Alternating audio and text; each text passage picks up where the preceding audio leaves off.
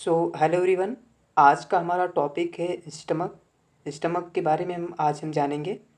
Stomach, जिसे हम आमाशय भी कहते हैं, यह डाइजेस्टिव सिस्टम मीन्स पाचन तंत्र का एक मुख्य ऑर्गन है, अंग है। स्टमक हमारे खाए हुए खाने को स्टोर करने का काम करता है और उसे डाइजेस्ट करने में हेल्प करता है।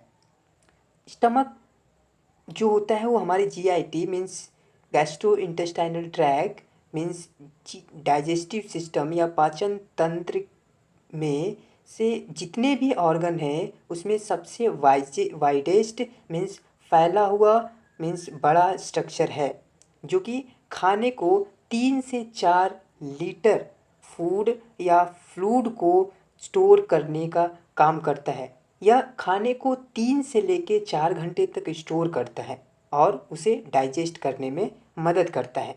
अगर हम स्टमक की बात करें तो मैंने बताया stomach is a vital organ in our digestive system. Main एक ऑर्गन है डाइजेस्टिव सिस्टम का, जो कि रिस्पॉन्सिबल होता है for breaking down food and absorbing nutrients. यहाँ से फूड का डाइजेशन और एब्जॉर्प्शन स्टार्ट हो जाता है। जितनी भी दवाएं हम खाते हैं, जो भी हम दवाएं खाते हैं, वो दवाएं स्टमक से ही डायरेक्ट ब्लड में एब्जॉर्ब कर ली जाती हैं। और stomach is a muscular J shaped organ है और यह हमारे एब्डोमेन में अपर पार्ट में सिचुएटेड होता है। It is a part of digestive system. ये डाइजेस्टिव सिस्टम का एक मेन ऑर्गन है जिसका शेप जे शेप का होता है।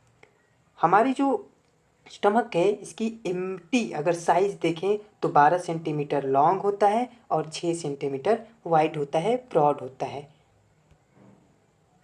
आप यहाँ पे देख सकते हैं ये हमारा डाइजेस्टिव सिस्टम है और ये डाइजेस्टिव सिस्टम में ये वाला पोर्शन हमारा स्टमक है। स्टमक, जैसा कि मैंने बताया, यह खाने को स्टोर करने में, डाइजेस्ट करने में और एब्जॉर्ब करने में मदद करता है। लोकेशन की बात करें कि हमारा स्टमक कहाँ लोकेटेड होता है, इसका लोकेशन कहाँ होता है, तो यह स्टमक हमारे एब्डोमेन के अपर पोर्शन में और just below the diaphragm situated होता है, लोकेटेड होता है। It sits between the oesophagus and small intestine. सबसे डाइजेस्टिव सिस्टम का जो पहला पार्ट है वो है इसोफेगस और उसके बाद स्टमक और उसके बाद स्मॉल इंटेस्टाइन स्टार्ट होती है। मतलब यह बीच में, इसोफेगस और स्मॉल इंटेस्टाइन के बीच में सिचुएटेड होता है। आप reason of abdomen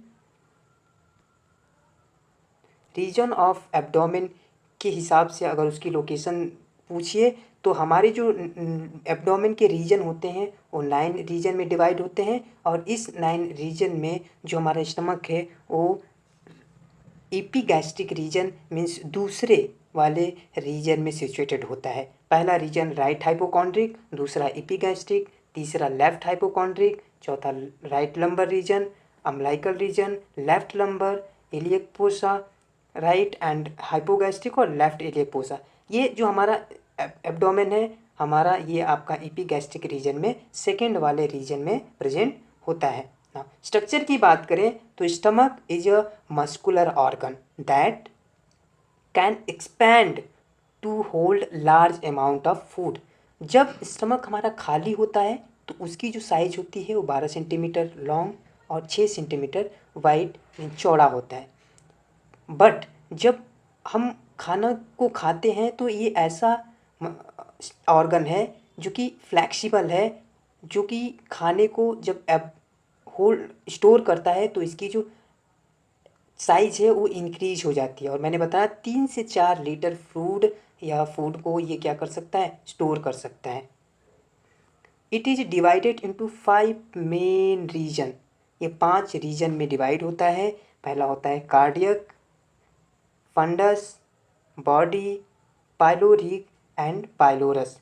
actually pyloric antrum और पाइलोरस ये एक्सपेंचर और ये आपका पार्ट, तो ये बेसिकली 4 पार्ट में होता है और पाइलोरिक भी एक उसका हिस्सा है।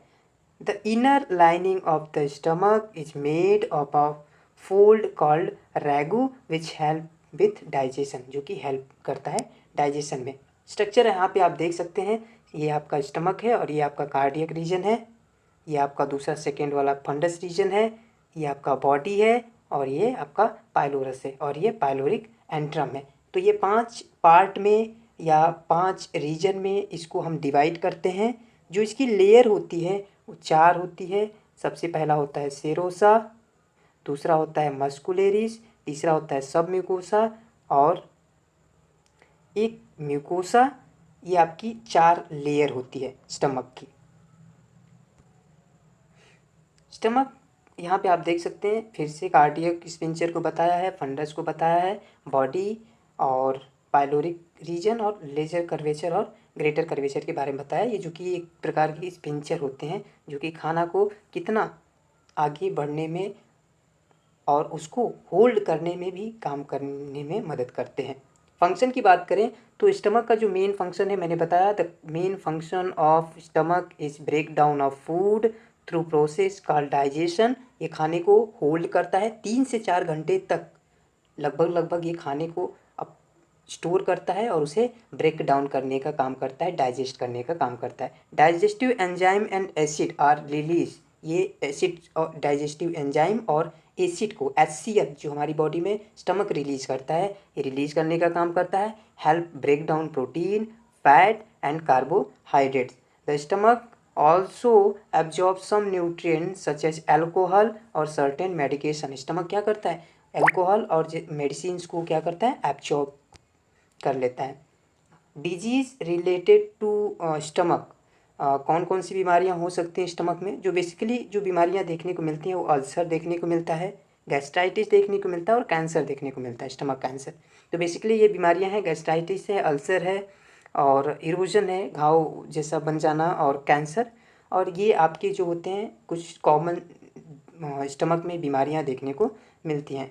सिम्टम्स, अगर ये बीमारियां हो जाएं तो क्या सिम्टम्स आती हैं, तो basically symptoms of the stomach problem में इंक्लूड एब्डोमिनल पेन होगा, ब्लोटिंग होगा, नोजिया जैसा लगेगा और वोमिटिंग होता है। तो नोजिया और वोमिटिंग और अगर एब्डोमेन पेन है तो कुछ न कुछ ये कनेक्टेड है स्टमक से। और जब हम अल्ट्रासाउंड कराते हैं या इंडोस्कोपी कराते हैं तो इसमें पता चल जाता है कि एक्चुअल में क्या प्रॉब्लम है ना। इंडोस्कोपी एक प्रकार की जांच है जो स्टमक के डिसऑर्डर्स को चेक करने के लिए हम करते हैं। इंडोस्कोपी में क्या करते हैं, एक कैमरा होता है और उस कैमरे को ट्यूब लाइक कैमरा होता है, उस कैमरे को स्टमक में माउथ के रास्ते क्या करते हैं, इंसर्ट करते हैं और ये यहाँ पे उसकी एक इमेज का फॉर्मेशन होता है। तो ये इंडोस्कोपी इसको बोलते हैं। इससे हमारी जो इंटेस्टाइन गैस्ट्रोइंटेस्टाइनल ट्रैक है, इसोफेगस, स्टमक और इंटेस्टाइन, इसकी जांच करते हैं। मेंटेनिंग हेल्दी स्टमक, उसके लिए हमें क्या करना चाहिए कि हमारा स्टमक हमेशा हेल्दी रहे। उसके लिए to maintain a healthy stomach it importance कि आप ईटिंग को बैलेंस कीजिए, डाइट को बैलेंस कीजिए, फ्रूट्स लीजिए, वेजिटेबल्स लीजिए, सब्जियां, हरी सब्जियां। हमें कहा जाता है कि 60% जो हम कुछ भी खाते हैं तो उसमें 60% आपका नेचुरल चीज़ें होनी चाहिए, हरी सब्जियां होनी चाहिए। उससे क्या होता है, हमारी जो गैस्ट्रोइंटेस्टाइनल ट्रैक है, हमारी बॉडी क्या होती है, हेल्दी रहती है। जो गैस्ट्रोइंटेस्टाइनल के ऑर्गन्स है वो हेल्दी रहते हैं। Avoid excessive alcohol and regular, अगर आप एक्सरसाइज करते हैं तो उससे आपके स्टमक हेल्दी रह सकता है।